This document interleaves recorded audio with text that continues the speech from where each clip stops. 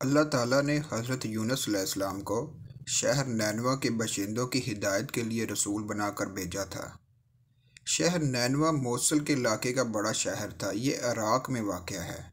یہ لوگ بت پرستی کیا کرتے تھے۔ آپ علیہ السلام نے ان لوگوں کو بہت سمجھایا کہ بت پرستی چھوڑ دو اور اللہ وحدہ لا شریک کی طرف آ جاؤ۔ یہ لوگ نہیں مانتے تھے۔ اب حضرت یونس علیہ السلام نے ان لوگوں کو اللہ کے عذاب کی خبر دی کہ اگر تم ایمان نہ لائے تو اب تم پر رب کا عذاب آ جائے گا۔ حضرت یونس علیہ السلام نے جب اس قوم کو عذاب کی وعید دی تو انہوں نے آپس میں مشورہ کیا اور انہوں نے یہ جان لیا تھا یہ جب بھی بات کرتے ہیں تو سچ ہی بولتے ہیں، جھوٹ نہیں بولتے۔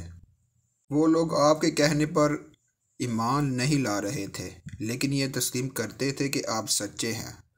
اس قوم نے یہ فیصلہ کیا کہ حضرت یونس علیہ السلام پر نظر رکھتے ہیں کہ اگر یہ شہر سے چلے جاتے ہیں تو پھر سمجھ لو کہ عذاب آنے والا ہے، کیونکہ ان کا اس بات پر یقین تھا کہ جب تک یہ حضرت یونس علیہ السلام ہمارے درمیان ہے ہم پر عذاب نہیں آ سکتا۔ آپ علیہ السلام نے یہ عذاب کا پیغام دیا اور اسی رات شہر چھوڑ کر چلے گئے۔ صبح جب وہ قوم اٹھی تو عجیب و غریب قسم کے بادل نمودار ہونے لگے۔ اب وہ سمجھ گئے کہ اب تو شدید قسم کا عذاب آئے گا، آگ برسے یا کچھ بھی ہو۔ اس قوم نے کیا کیا کہ حضرت یونس علیہ السلام کو تلاش کیا لیکن وہ نہ ملے۔ حضرت یونس علیہ السلام کے نہ ملنے پر وہ قوم اور ڈر گئی اور انہوں نے کیا کیا، اپنی عورتیں، بچے اور مویشی لے کر جنگل میں نکل گئے اور انہوں نے کیا کیا کہ پھٹے پرانے کپڑے پہن کر روتے ہوئے خاک سر پر ڈالتے رہے، اللہ پاک سے معافی مانگتے رہے اور گڑ گڑا کر اللہ پاک سے فریاد کرتے رہے کہ اے اللہ ہم ایمان لے آئیں گے۔ بچے بھی دعا کر رہے ہیں، عورتیں بھی دعا کر رہی ہیں۔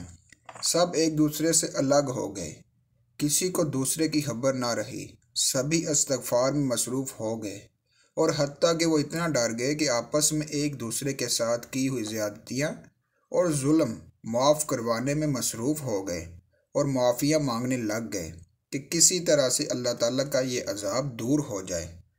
اب اللہ کریم کی رحمت جوش میں آئی اور ان سے عذاب اٹھا لیا گیا اور یہ بادل واپس چلے گئے۔ اب اس کے بعد جب انہوں نے توبہ کی تو امن اور چین سے رہنے لگے۔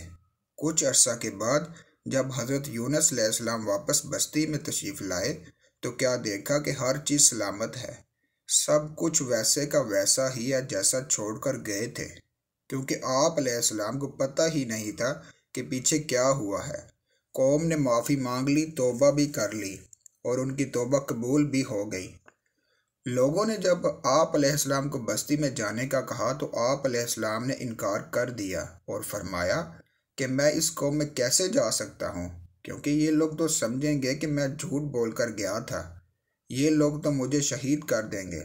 میں تو انہیں عذاب کا کہہ کر گیا تھا اور یہاں پر تو عذاب الہی آیا ہی نہیں۔ آپ علیہ السلام اس جگہ سے واپس پلٹے اور دریا کے پاس جا کر ایک کشتی میں سوار ہو گئے۔ اللہ کی شان کہ وہ کشتی دریا کے درمیان میں جا کر رک گئی۔ اس قوم میں دستور تھا کہ اگر کوئی کشتی دریا کے درمیان میں رک جائے تو اس میں کوئی بھاگا ہوا غلام تصور کیا جاتا تھا۔ انہوں نے کیا کیا کہ پرچیاں نکالیں کہ وہ بندہ کون ہے، تو جب پرچی نکالی تو حضرت یونس علیہ السلام کا نام نکلا۔ اس قوم نے آپ کو دریا میں ڈال دیا۔ جیسے ہی دریا میں ڈالا کشتی چلنا شروع ہو گئی۔ جیسے ہی آپ کو دریا میں ڈالا گیا تو ایک بہت بڑی مچھلی نے آپ علیہ السلام کو نگل لیا، مگر اللہ کریم کی طرف سے اس مچھلی کو آپ کی ہڈیاں نہ ٹوٹنے اور نہ ہی آپ کو کھانے کا حکم دیا گیا۔ اب آپ علیہ السلام اس مچھلی میں ایسے قید ہیں جیسے غار کے اندر۔ بس اسی حالت میں آپ نے اس آیت مبارکہ کا ورد شروع کر دیا، لا الہ الا انت سبحانک انی کنت من الظالمین۔ ترجمہ: تیرے سوا کوئی معبود نہیں، تیری ذات پاک ہے، بے شک میں ہی قصوروار ہوں۔